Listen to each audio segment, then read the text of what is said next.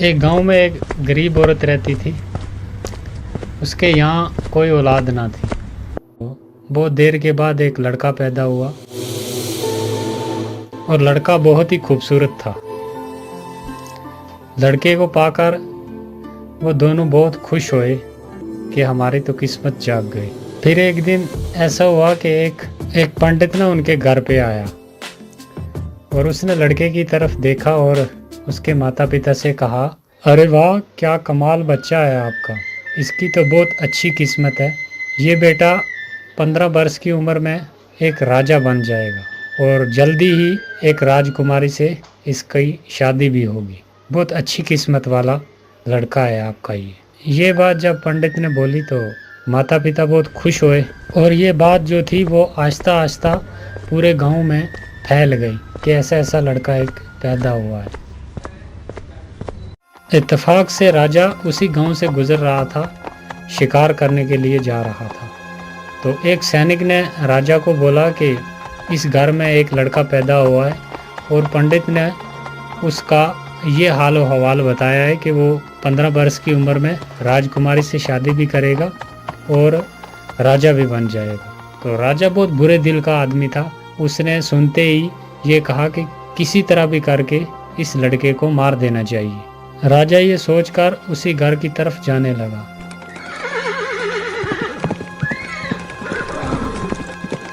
चलते चलते जब उस घर पहुंच गया तो उसने उस लड़के के माता पिता से कहा,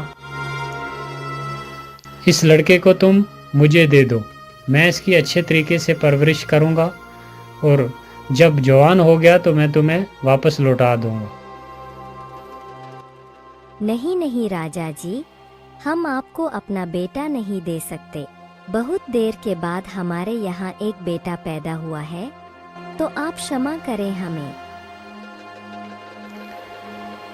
माँ ने जब इनकार कर दिया तो राजा के डराने धमकाने से आखिर मान ही गए दोनों बेटा देने के लिए।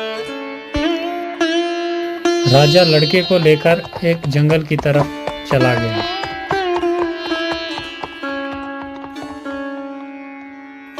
और चलते चलते रास्ते में एक दरिया आ गया और उसने एक बक्से में बंद करके उस लड़के को दरिया में छोड़ दिया। बादशाह जिस वक्त बक्से को दरिया में डाल रहा था तो जंगल की परियां सैर के लिए आई हुई थी। परियां बहुत ही नेक दिल की थी। परियों को बच्चे पे बहुत तरस आया और उसने उस बक्स की हिफाजत शुरू कर दी। बहुत दूर तक परियां उसके साथ गईं। चलते चलते आगे नदी के किनारे एक जिमींदार का मकान आ गया और उसकी पत्नी जो थी वो नदी के किनारे घूमने के लिए आई हुई थी। तो उसने देखा कि एक बक्स तैरता हुआ उसके पास आ रहा है। वो बक्स निकाला उसने तो वो क्या देखती है, एक बहुत ही खूबसूरत बच्चा उसके बीच लेटा हुआ है। तो वो उसे पाकर बहुत खुश हुई, उसने सीने से लगा लिया। फिर वो उसे लेकर अपने घर चली गई। जब घर पहुंची तो अपने पति से कहा, देखो जी, ऊपर वाले ने अपनी मर्जी से मुझे ये बेटा दिया है, मैं इसकी परवरिश करूंगी अच्छे तरीके से, आज से यही हमारा बेटा है। अरे वाह, बिल्कुल बिल्कुल, क्यों नहीं, हमें तो बेटा ही चाहिए था। हे ऊपर वाले, तेरा लाख लाख शुक्र है। बच्चे को पाकर ये दोनों पति पत्नी बहुत ही खुश हुए और खुशी खुशी अपनी ज़िंदगी गुजारने लगे और बच्चे की बहुत अच्छे तरीके से परवरिश की। उसके लाडो प्यार में वक्त का पता ही नहीं चला। तो देखते देखते 15 बरस गुजर गए और वो बच्चा 15 बरस का जवान हो गया। और तकदीर एक बार फिर बच्चे को उसी मोड़ पर ले आई। एक दिन बादशाह शिकार के लिए निकला। चलते चलते बहुत दूर निकल गया और रात हो गई। बादशाह ने सिपाहियों से कहा कि जाओ देखो, यहाँ नज़दीक कोई जगह है रात ठहरने के लिए। तो सिपाही हुक्म पाते ही चले गए। सिपाहियों ने वापस आकर अर्ज किया कि हुजूर, यहाँ से थोड़ी दूरी पर दरिया के किनारे एक जिम्मेदार का मकान है। बादशाह ने सिपाहियों के साथ जिम्मेदार के मकान पर चला गया।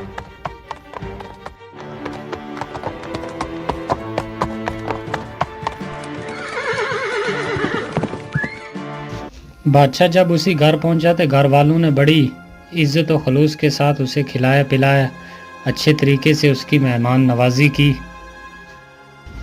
फिर बादशाह ने क्या किया कि उस जिम्मेदार से पूछा, क्या तुम्हारी कोई औलाद है, कोई लड़का है, लड़की है तुम्हारी? हुजूर, हमारा तो अपना कोई बेटा नहीं है, लेकिन ऊपर वाले ने ये बेटा हमें दिया हुआ है। अब तो यही लड़का यही लड़की, हमारा तो सब कुछ यही है।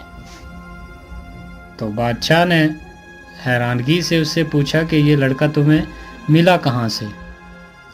फिर उस जिम्मेदार ने सारी कहानी बादशाह को कह सुनाई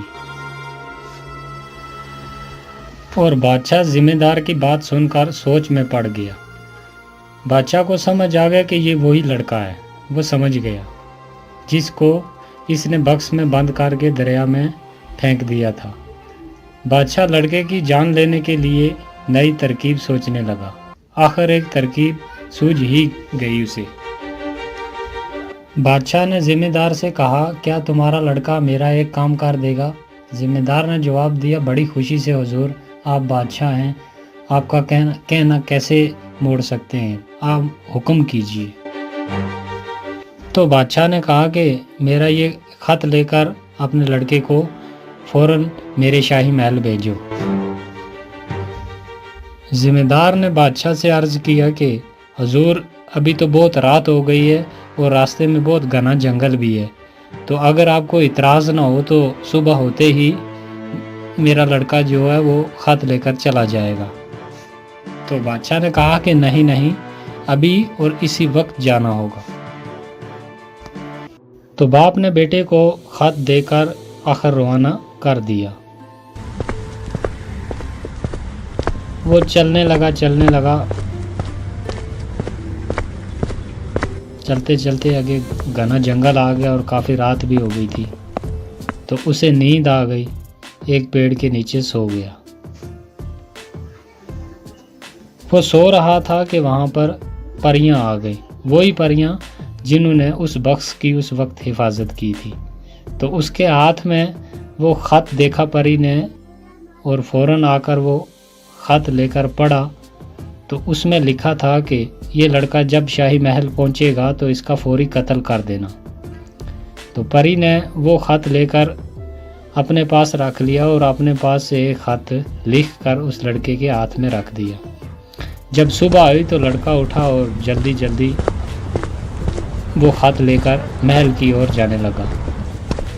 और नए ख़त में जो परी ने दिया उसमें ये लिखा था कि जैसे ही ये लड़का महल पहुंचेगा, इसे फ़ौरन शाही लिबास पहनाकर इसकी राजकुमारी से शादी कर दी जाए। और लड़के ने वो ख़त लेकर रानी को जब दिया तो रानी ने पढ़कर बड़ी हैरत से उसकी लड़के की तरफ देखती रही, क्योंकि बादशाह का हुक्म था तो वो भी इनकार नहीं कर सकती थी। तो उसने फ़ौरन। तो दोस्तों, आपको क्या लगता है ये लड़का बच पाएगा या नहीं? आगे क्या हुआ इसके साथ, वो देखने के लिए प्लीज़ चैनल को सब्सक्राइब कर दें और वीडियो को लाइक कर दें, ताकि हम आपको वीडियो का दूसरा भाग जल्दी दिखा सकें।